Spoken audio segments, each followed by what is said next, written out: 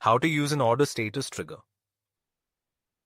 An order status trigger helps us identify the status of an order and trigger actions based on the required status. In this example, we have a buy order block for Nifty 50 ATM. We want to proceed further only after the execution is completed for this block. To achieve this, we use the order status trigger and check status of the order.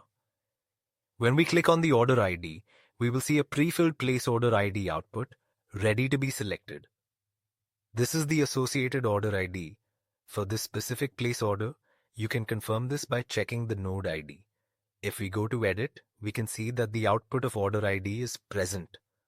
This shows place order 0 and the order ID. You can also see the place order 0 trigger. There is an output of order ID.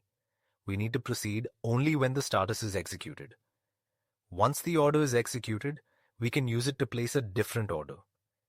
In this case, we are placing a sell order for OTM3 configuration. The order status can be useful for hedge break scenarios, for identifying an order status to proceed further, and in multiple scenarios where the order status is needed to continue. This is how an order status block works. Let's recap.